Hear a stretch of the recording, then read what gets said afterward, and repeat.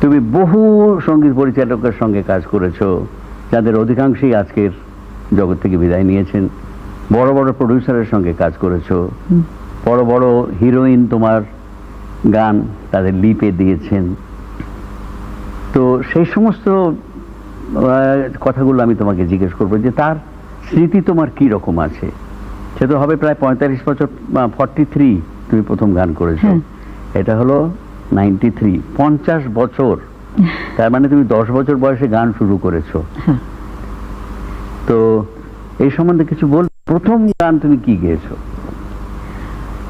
दादा उससे पहले मेरे पिताजी ड्रामा आर्टिस्ट और क्लासिकल सिंगर, तो हम 6-7 साल के थे जब से गाना सीखना शुरू किया।